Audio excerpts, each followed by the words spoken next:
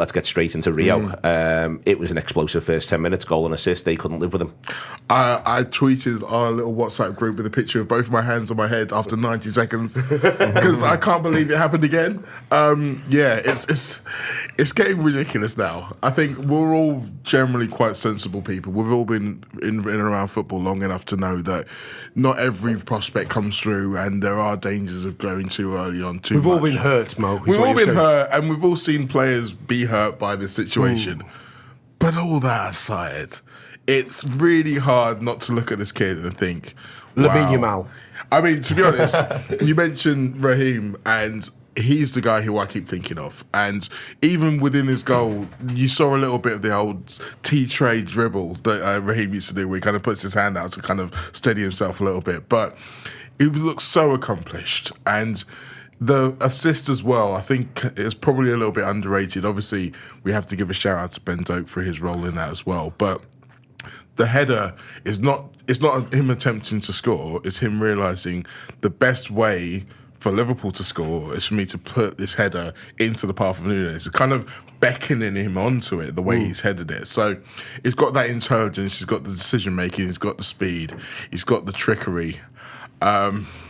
I still think that there's more to come, which is the scariest part of all. But, I mean, It could be a foot in height. I mean, he's fucking 16. Honestly. Whether that's good or bad, I don't know. And the thing that impressed me the most, and I say this knowing that it is pre-season, every single game we've seen him so far, from Preston to AC Milan to Yokohama, then on last night to Bilbao, every single team has ended up putting two players on him. Every single time. They've been like, no, we need more than just one player to curb this 16-year-old. We need to throw lots of men at him. And I mean, if he can start learning to deal with that from now, that's another massive benefit. Towards the end of the season, I think he was getting his first games with the under-21 side, and he scored a couple of nice goals. And I thought, oh, this is good. He's actually improving before our eyes here. And this pre-season, straight away, I mean, you can see there's another little quantum leap. Whatever has happened over the summer, got more sleep, eaten more protein, whatever he's done, more keepy uppies in his back garden. Sold his Xbox. It's working. And he's all end product. I mean, it's scary stuff. And I was joking by shouting Lamine Yamal at you a minute ago. But there's also a part of me that thinks, one of these years, a 16-year-old of that quality is going to come through in the Premier League. And why wouldn't it be a team that scouts so well as Liverpool Football Club? Not to heap pressure on the lad or anything. Not to heap pressure on the lad, but just think how good it is being a Liverpool fan right now. We are the league champions, signing every top player in Europe and obviously linked to Visa. And then you've got a young 16-year-old lad who is reminiscent of someone like a Michael Owen coming through. Obviously a little bit more wide than Michael Owen, but someone with that ability that you just can't keep out the team, because there's going to be conversations now. Is he too young? Has he got the temperament? Has he got that final third pass or end product like you've just said, Rob?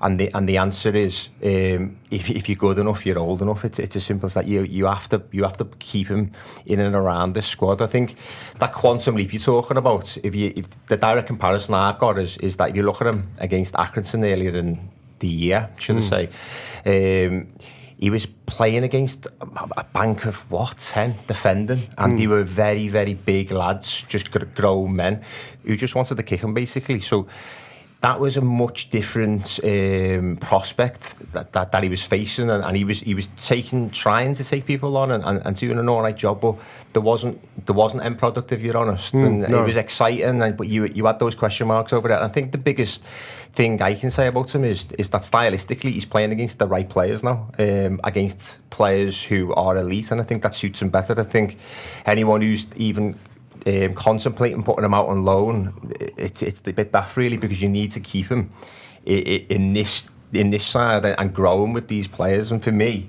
to be one of those, maybe 5 is a bit much, but one of those 6 certainly, moving forward, going into the season, is brilliant. And I just think anyone who's worried about someone being too young, I touched upon Michael Owen. If you listen to him, he knew he was going to be brilliant. He knew it from very early on, 12, 13, 14, whatever he was.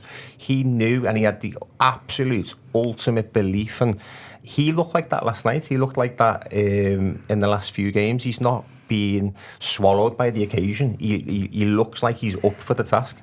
I don't. Obviously, we shouldn't get too ahead of ourselves. All joking aside, but I don't want to see him now mothballed until the first round of the League Cup. Not that I want to start against Bournemouth or Newcastle any time soon, but I would like to see him in matchday squads. I would like to see us giving him 15s and 20s here, not 2s and 5s.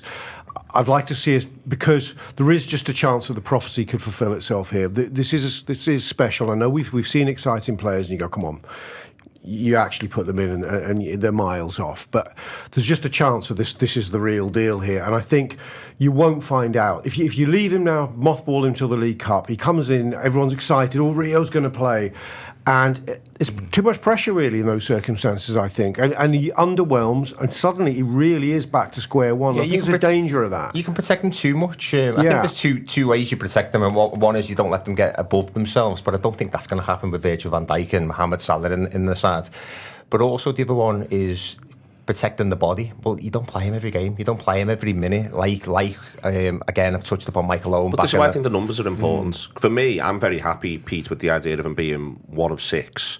I think the pressure comes on even more if he's 1 of 5. Yep. And then in a world where Mo Salah's going to disappear for possibly 6 weeks, that then means that it becomes 1 and 4. If you see what I mean. And I think that this is why the 6 part is important, because I'm 100% all in on him being 1 of 6 who play in attack for Liverpool, and him being in matchday squads like Rob says.